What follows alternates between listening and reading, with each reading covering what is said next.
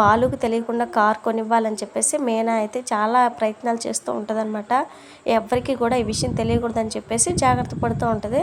ఇక డబ్బులు అయితే వేరే అతని దగ్గర అప్పు తీసుకుంటుంది కదా, ఆ డబ్బులు తన దగ్గర ఉన్న డబ్బులు మొత్తం తీసుకెళ్ళి కార్ కన్సల్టెన్సీ ఆఫీస్లో అయితే కట్టేస్తామన్నమాట.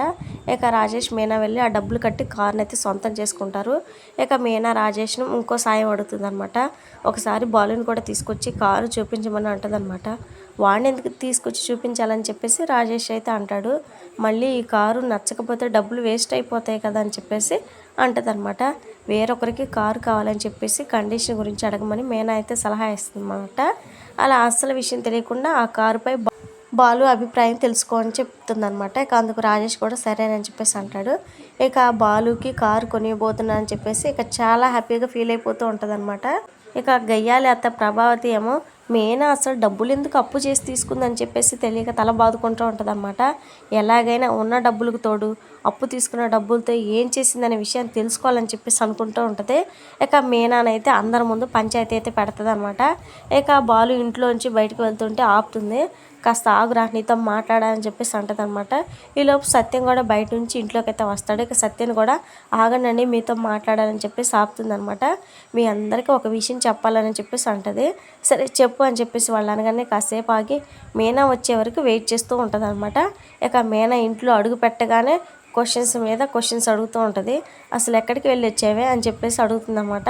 ఇక మీనా బయటికి పని ఉండి వెళ్ళి వచ్చానని చెప్పేసి అంటుంది అనమాట. అదే ఎక్కడికి వెళ్ళి వచ్చావో చెప్పొచ్చు కదా అని చెప్పేసి ప్రభావతి అయితే అంటది. ఇక మీనా సైలెంట్గా ఉండేసరికి ఎవరికి చెప్పకుండా మీ పుట్టింటికి వెళ్ళి వచ్చావు కదా అని చెప్పేసి అంటది అనమాట. ఇక మీనా మాత్రం సైలెంట్గానే ఉంటుంది. ఇక ప్రభావతి అయితే మీనా వాళ్ళ పుట్టింటికి వెళ్ళి ఇక పూలదండల మీద వచ్చిన డబ్బుల్ని ఇక వాళ్ళ పుట్టింటి వాళ్ళకి ఇచ్చిందని చెప్పేసి అంటూ ఉంటుంది అనమాట. అంతేకాదు ఇంకొంచెం డబ్బులు కూడా తీసుకొని అప్పు చేసి మరి వాళ్ళ పుట్టింటి వాళ్ళకి ఇస్తుందని చెప్పేసి అంటూ ఉంటుంది అనమాట. ఇక సత్యం బాలు అయితే ఒకసారిగా షాక్ అయిపోతారు.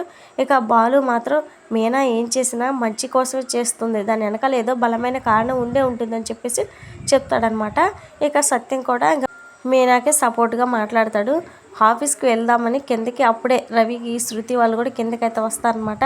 ఇక వాళ్ళు కూడా మీనా కష్టపడి సంపాదించుకున్న డబ్బులు తన అవసరాలకు ఖర్చు పెట్టుకోవడంలో తప్పు లేదు కదా ఆంటీ అని చెప్పి శృతి కూడా అంటదనమాట. వాడుకోవచ్చు కానీ ఎందుకు వాడుకుందనే విషయం చెప్పాలి కదా అని చెప్పేసి ప్రభావతి అయితే అంటదనమాట. ఇప్పుడు నేను ఎవ్వరికీ ఏం చెప్పను, ముందు ముందు మీకే తెలుస్తుంది. నా పుట్టింటి కోసమో బంగారానికో ఆ డబ్బు నేను వాడుకోలేదని చెప్పేసి ఇక మీనా అయితే సమాధానం చెప్తుందనమాట. ఆ డబ్బు గురించి మీరేమైనా నన్ను అడగాలనుకుంటున్నారా అని చెప్పేసి బాలుని అయితే అడుగుతుంది అనమాట. ఇక బాలు అయితే చచ్చినా అడగనని చెప్పేసి అంటాడు. ఇక మీనా అయితే చాలా హ్యాపీగా ఫీల్ అవుతుంది అనమాట. ఇక అందరూ మీనాకే సపోర్ట్ చేస్తారు. మనోజ్ అయితే రోహిణి ఉండే పార్లర్ దగ్గరికి అయితే వెళ్తాడనమాట. నేను రోహిణి వాళ్ళ హస్బెండ్ని రోహిణిని పిలవండి అని చెప్పేసి అంటాడనమాట. ఇక సరే అని చెప్పేసి విద్యతో మాట్లాడుతూ ఉంటుంది. మనోజ్ వచ్చాడంట అని చెప్పేసి అనగానే సర్లే అని చెప్పేసి అంటది అనమాట. సర్లే అంటే అక్కడ బ్యూటీ పార్లర్ పేరు మార్చుంది కదా, అది తెలిస్తే నీ కొంపలు అంటుకుపోతాయి పో అని చెప్పేసి అనగానే అవును కదా మర్చిపోయాను అని చెప్పేసి రోహిణి అయితే కంగారుగా మనోజ్ దగ్గరికి అయితే వస్తుంది అనమాట. మనోజ్ అప్పటికే ఆ పార్లర్ పేరు క్వీన్స్ అని ఉంటుంది చూస్తాడనమాట.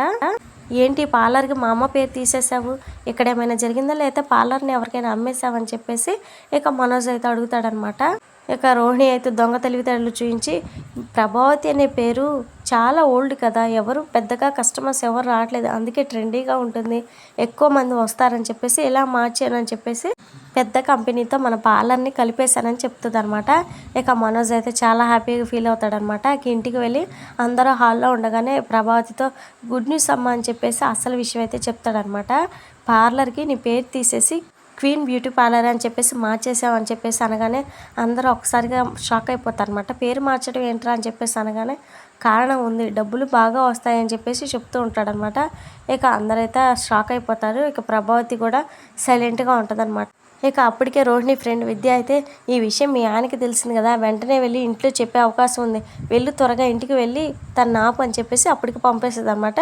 ఇక రోహిణి వచ్చేలోపే మనోజ్ అయితే ఇంట్లో అసలు విషయం మొత్తం అయితే చెప్తాడనమాట. ఇక రోహిణిని చూసి ఇక ప్రభావతి అయితే సర్లేమ్మా వెళ్ళి ఫ్రెష్ అయ్యరా అని చెప్పేసి ఇక రూమ్కి అయితే వెళ్ళమని చెప్తుంది అనమాట. ప్రభావతి సైలెన్స్ వెనుక ఏదైనా కారణం ఉండి ఉంటుందా ఏంటి అనేది నెక్స్ట్ ఎపిసోడ్లో చూద్దాం ఫ్రెండ్స్. మన వీడియోస్ని మిస్ అవ్వకుండా ఉండాలంటే వెంటనే ఛానల్ని సబ్స్క్రైబ్ చేసుకొని సపోర్ట్ చేయండి. Thank you.